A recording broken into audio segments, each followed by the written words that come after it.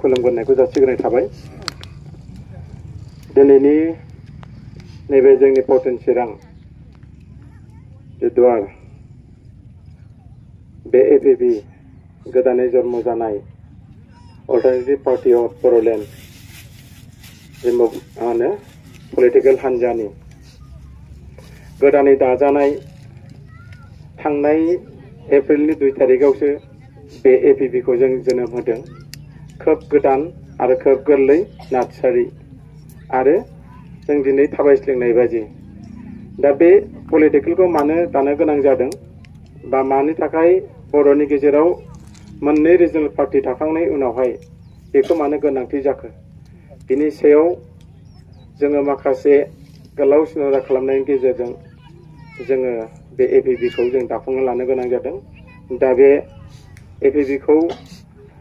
Block committee दाखांनायनि उनावहाय बे पटेन चिरां block कमिटिनिनो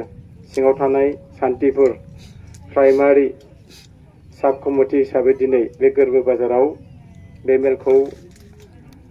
दैदेनबाय थानाय ब्लक कमिटिनि गाहाय नेहाथारि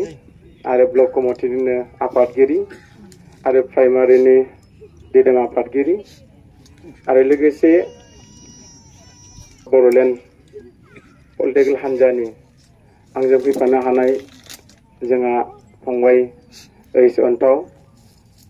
बिथाङा इउनिटि फराम एक्स एनडिबि निबो सासे अर्गेनाइजिं सेक्रेटारि आरो दायो बिथाङा एपिपि नि alternative party of Boroland political हान्जानि सासे CWC नि मेम्बार आरो लोगोसे बे मेलावनो ससियेल मिडिया हिसाबै खामानि मावबाय थानाय जोंहा फंबाय अनसुला दैमारि जायखौ जों अफ्रि होननानै मोनथियो। बिथाङाबो सासे इउनिटि फराम एक्स एनडिबि नि CWC नि सासे मावथि आरो बेयावनो बाहागो लाना फैबावदों इउनिटि फराम एक्स एनडिबि नि वान अफ द सेक्रेटारि बिथां मोनाबिलि नार्जारि आरो दिनै जोङो गिबि खेब लोगो मोनजेनबावनो हादों। जोंनि सानसे समनि बेसेबांबा सिनियर आंनि थाखो बोसोर एनडिबि आव हारिनि थाखाय जातिनि थाखाय मावबोबाय थानाय 5 बिसनिमोन ना सारा मानगोनां आदा सनेन बसुमतारी आरो लोगोसे चिरांथा आदा आरो लोगोसे दिनैनि बेवहाय पटेन चिरां ब्लक एपिपि नि ब्लक कमिटिनि गुबुन बिथायाव थानाय दैदेनगिरि आरो सान्तिपुर प्राइमारिनि गुबुन बिथायाव थानाय दैदेनगिरि नोंथांमोन आरो लोगोसे नैबे बेलासि समाव गावनि बेसेन गोसा समखौ दुंहाव थासारिखौ दोनथ'नानैब्लाबो जोंनि नैबे एपिपि थार्ड पलिटिकेल हान्जा दानाय बे राजनितिखौ जों मानि थाखाय लोब्बा होनांगौ बा मानि थाखाय मावफानो गोनां जादों आरो बर'नि गेजेराव मोननै रिजनेल पार्टी थासेयावबो दिनै मानो गोनांथि जाखो बिनि सायाव माखासे अल्टारनेटिभ पार्टी अफ बर'लेण्डआ बे पटेन चिराङाव दाखांनायनि उनावहाय दिनै साब कमिटि दानो होननानै बेवहाय थुबुर जादों। दा बेवहाय एसेब्लाबो थांनाय ब्लक कमिटि दाब्ला जेला अनजलि दैमारि बिथाङा जेला एपिपि नि प्रेसिडेन्ट हिसाबै बे सान्तिपुरनि गुरखा भबनावनो बिथाङा स्पर्टखौ होलांखादों जे दिनैहाय एपिपि आ मानि थाखाय दरखार जाबावखो थार्ड पलिटिकेल हान्जा जाखो बिनि सायाव मा उद्देश्य आरो मा थांखि जातिया मा मोनबावनांगौ आरो मा खोमानानै लानो थांदों आरो दिनै जोंखौ सोर माबायदि दैदेनदों आरो जोंखौ माबायदि दैदेनलांगोन जों बिनि सायाव जों माबायदि रैखा मोनगोन बिनि सायावहाय दिनै गोनांथार हिसाबै दिनैहाय बे एपिपि आ बर'नि गेजेराव थार्ड पलिटिकेल गोदान दानानै जुदि जों समाजखौ जोंनियाव लाबोनो हायोब्ला जोंनि जातिनि समस्याफोरखौ गासैबो एनिफ्राय जेरसिम जोङो दिनैहाय सिबिलांनो थाखाय जों आवगायदों आरो जोंनि गासैबो बेसिकेलि बे ट्राइबेल मानसिफ्रा गोबां दुखु खस्थ सैनांनाय हाग्रा बंग्रा हा हु गैजाया दिनै बेफोरनि सायाव जोंहा माखासे सेकट होनांगौनि बाथ्रा फैदों आरो बेजों लोगोसे जोंनि गेजेराव जेसेबां जाति जनगोष्ठी हारि हारिसाफोर दङ बिथांमोनखौ लानानै गावसोरनि गेजेराव जेसेबां अधिकार दङ बिथांमोननोबो जोङो माखासे मावनानै होलांनांगौनि थाखाय मोनथायखौ होफुंलांनांगौनि थाखाय दिनैहाय जोंहा मावनांगौ थाबाय आरो बेजों लोगोसे जोंनि बेसिकेलि हा हु बेखौ जों माबायदि रैखाथि होगोन 6 शेड्युल बेखौ जों माबायदि रैखाथि होगोन ट्राइबेल लेन्ड ब्लकआ दिनै मा अबस्थायाव दं आरो जोंनि 8 शेड्युलाव हाबनाय बर' राव बेयो मा अबस्थायाव दं दा बेफोर गासैबो नोजोरखौ बोनानै दिनै थार्ड पलिटिकेल हान्जाया थांनाय एप्रिलनि 2 तारिखआवसो बाक्सा जिल्लानि सिङाव थानाय बरबरि डिजिग्नेटेड केम्प गोजाम धनबिल केम्पआवहाय बे गोदानै दाजानाय एपिबि खौहाय मानगोनां अनजलि दैमारिखौ जोङो पार्टीनि प्रेसिडेन्ट हिसाबै जोङो बिथांखौ मोननो हादों बिथांखौ जों बयबो सिनायो बयबो मोनथिखायो बिथाङा जाहैबाय जोंनि बर' हारिनि गेजेराव सासे आइजो हिसाबै दिनै बिथाङा आइजोनिल' खामानि मावाखै बिथाङा आइजो महरैब्लाबो जोंनि बर'फोरनि सिङाव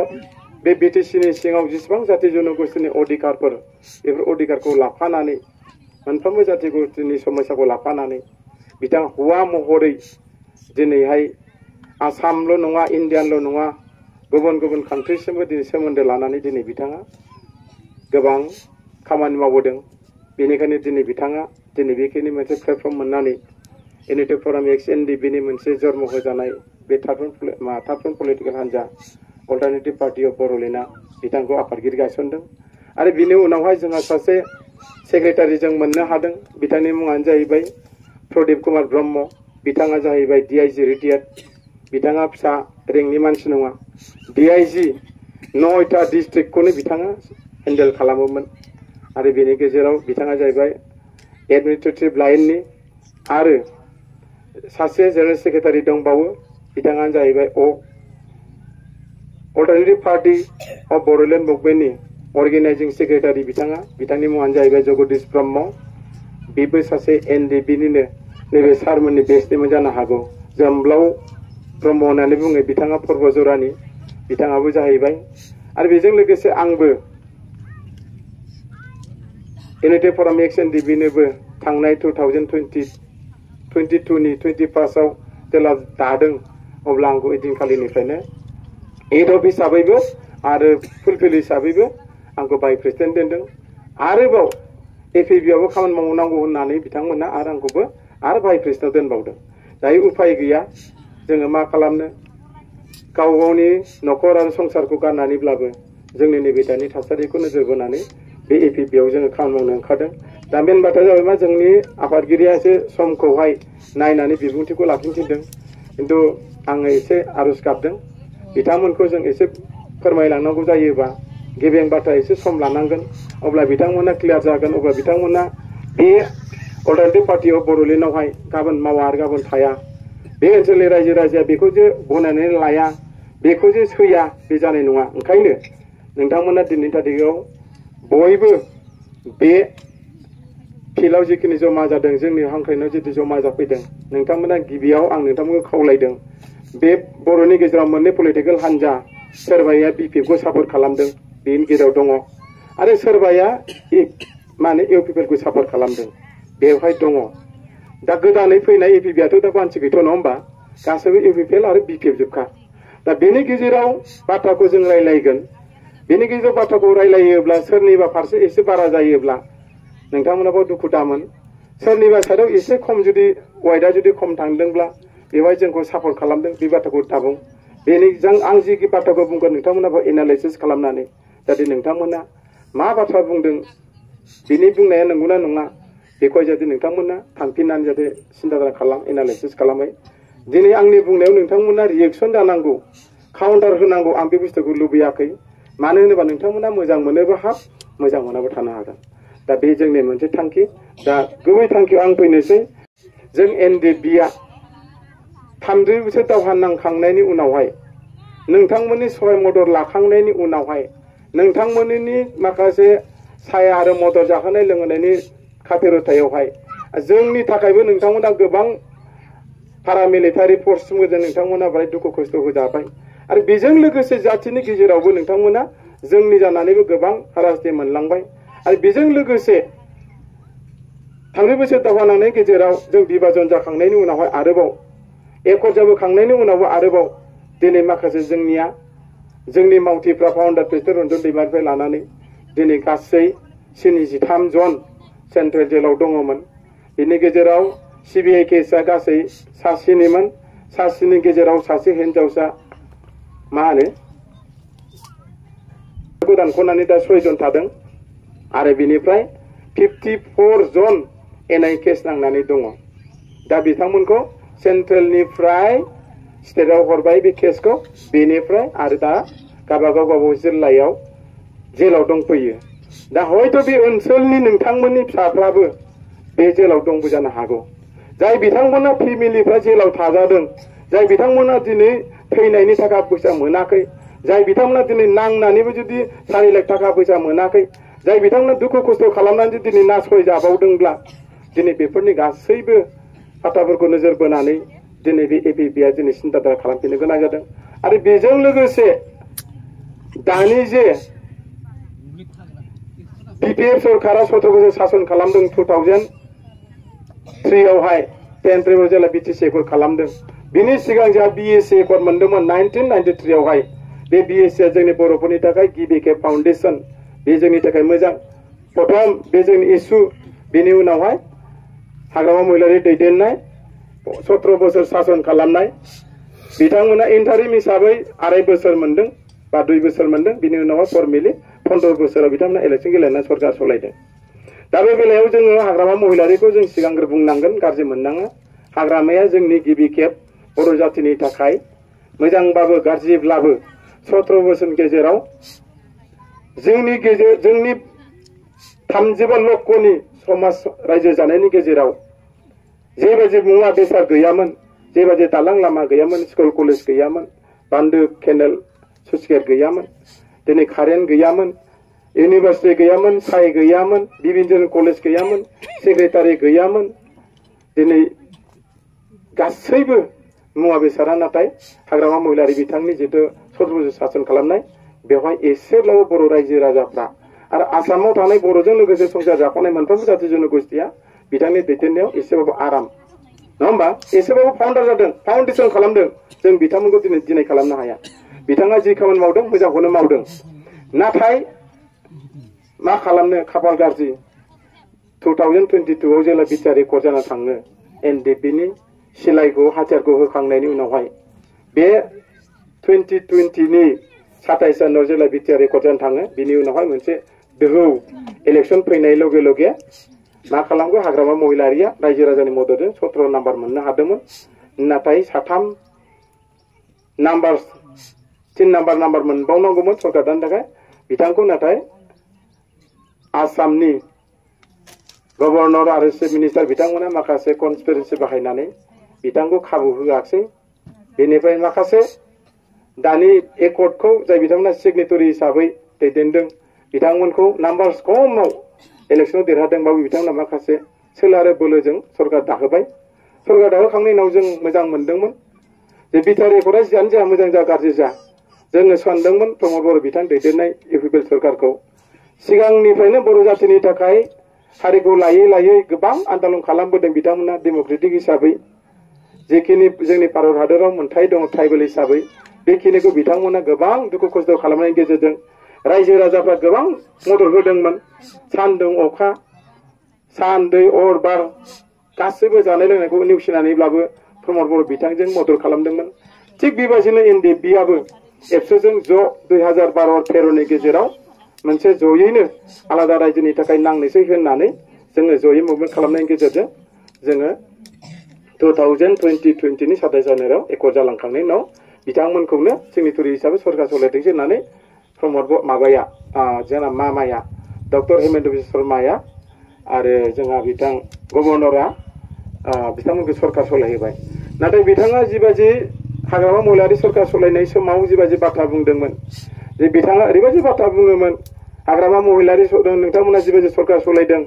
मानो दिनै गोरिब गुन्द्राफ्रा दिनै जेबो मोनाखै, मानो बन फाननानै जानांखो, मानो मैगं थाइगं फाननानै जानांखो, मानो बै स्कुला मानो जियं फाहां, बै स्कुलाव मानो मास्टार गैया, बे स्कुलाव मानो एपइन्टमेन्ट मास्टार होआखै, बे स्कुलाव सात्रआ मानो खम जादों, बै स्कुलाव मानो टेक्सट बुक सफैयाखै,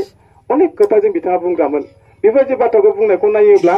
नैबे दानि सरकाराव बिथाङा बिटिआरनि चिफ हिसाबै जों सानदोंमोन बिराद मोजां दैदेनलांगोन सिगांनि बाथ्राखौ नायोब्लाखि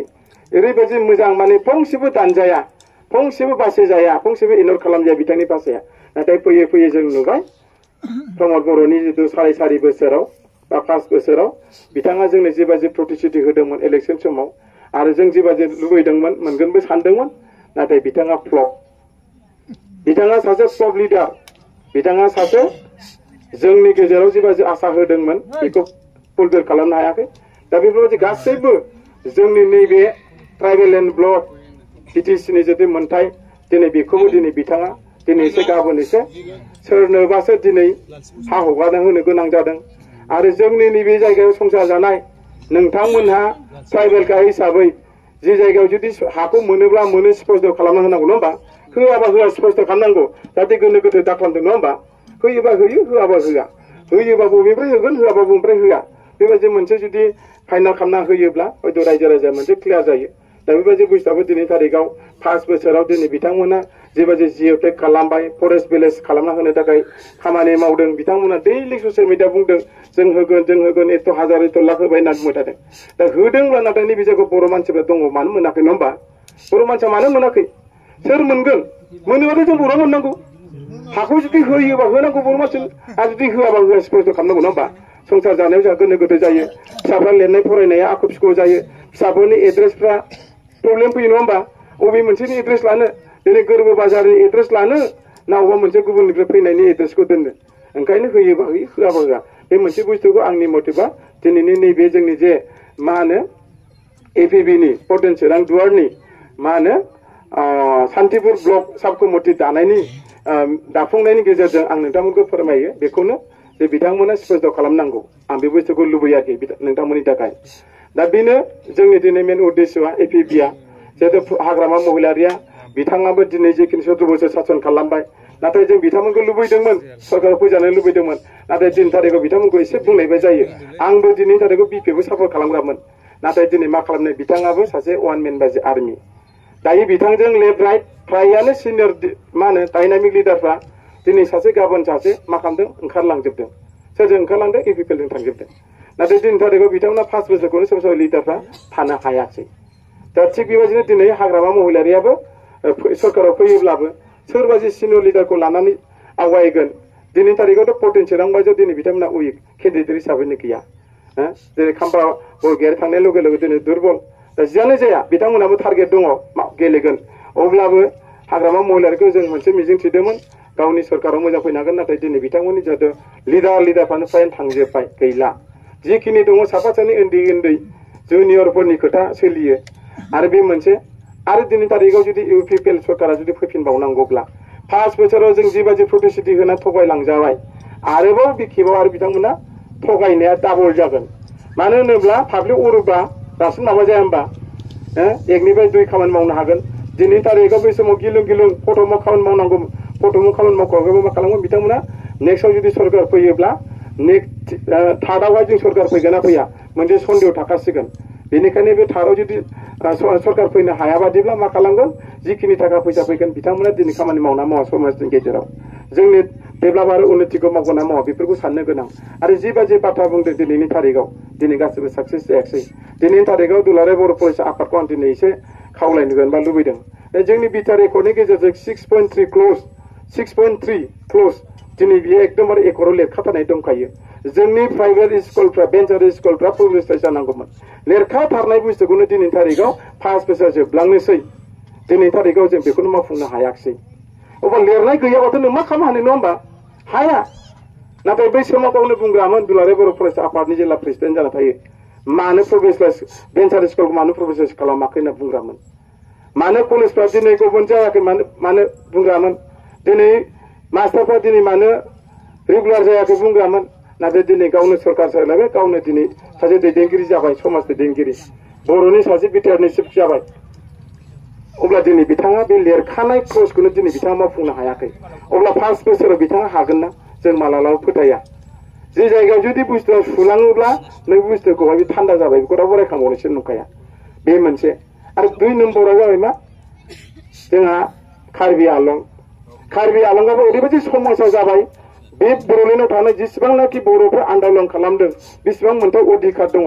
बेखिनिखौ लानानै दिनै बे कार्बि आंलंआव अधिकार जानांगौमोन बिटिआर एकर्डनि गेजेरजों जेबायदि खामानि मोनथाय अधिकार दंमोन बिथांमोनाबो इसु जानांगौमोन नाथाय कार्बि आंलंआव दिनै हें जाना थाबाय साक्सेस जेबो जायाखै आरो बेजों लोगोसे 3 नाम्बाराव जाबाय मा बिकेडब्लिउसि सानजाहा सिमा बारायनाय दिनै बेफोरबो दलद दालार सेटेलाइट काउन्सिल बायदि अबस्थायाव फैबाय दिनै बे बिकेडब्लिउसिआबो दिनै ओरैबो जाया ओरैबो जाया बिकेडब्लिउसिआबो दिनै इलेक्सन जागोन ना जाया इलेक्सन जायाबा बेबायदिनो हें खालामना दोनबाय थागोन नामा पावारा बोरै जागोन डेभेलपआ बोरै जागोन बेबायदि मोनसे गोनो गोथो फैदों दिनै बिकेडब्लिउसि समस्या 4 नाम्बाराव जाबाय दाना जोंहा मा ट्राइबेल मा होनो 6 शिड्युल दा बे 6 शिड्युलखौ जों हाग्रामा महिलारिया 2003 आवहाय बिथाङा मोनबोदोंमोन बे 6 शिड्युलानो जाहैबाय जोंनि बर'फोरनि थाखाय बिराद गिदिर मोनसे आर्टिकेल बे आर्टिकेलखौनो दिनैनि तारिखाव जिहेतु प्रमद बर' सरकारा बे 6 शिड्युल जुदि टाइटेलखौनो लानानै जुदि बिथाङा दैदेनलाङोमोनब्ला बेनो जोंनि थाखाय एनाफमोन नाथाय बे 6 शिड्युलखौबो दिनै बिथाङा जेबायदि मावनांगौ बेनि सायाव बिथाङा क्लियार नङा आरो ट्राइबेल बेन ब्लक बेफोरनि जितु अधिकार दिनै जायखौ नोंथांमोना बाव थादों बर' हिसाबै ट्राइबेल हिसाबै जोंहा हानि बिगोमा बे जायगायाव नङा होमबा हा बिगोमा हिसाबै जे जायगायाव संसार जाफैबा गोबाव बोसोर जाफैबा मोननांगौबा मोनखानांगौ होनांगौबा होनांगौ थाब थाब होनांगौ नाथाय बेफोरखौ मानो बिदि हें खालामखो दा बेफोर मोनसे साननो गोनां जे जायगायाव दिनै तारिखाव बिथांमोना जोंखौ बुंबा दुखु मोनगोन हनै पर्बजरायावहाय फाग्लिजरा पार्ट 2 पार्ट 3 जोंहाय दिनै तारिखाव 6 शिड्युल ट्राइबेल बेन ब्लकखौनो जे जायगायाव प्रमद बर'आ गावनो हारिनि थाखाय दुखु खस्थ' खालामबाय हाखौ रैखा खालामनांगौ हाखौ रावनोबो होनो मोना होनना बुंग्रा मानसि दिनै तारिखाव मा गावहाथ' जेबो मोनसेबो बिटिआर एकर्डनि गेजेरजों जेबो मोनबोखायाखै जिर' जाबोखाबाय जेबो आर्टिकेलबो गैया बे हवाइट पेपारावनो बे मोनसे मा होनो बेखौ सान्ति सुक्ति हिसाबै जानानै थाबाय नाथाय बे सान्ति सुक्तिनि गेजेराव माखासे क्लजफोर दङ मोजां दिनै बेफोरखौ दिनै बिथाङा मावफुंनो हायाखै दा बेफोरनि माखासे मावफुंनो हायैया बे बिथांनि दुर्बलता थाङै जोंनि हाखौनो दिनै थाखाय मा खालामगोन 3600 बिघा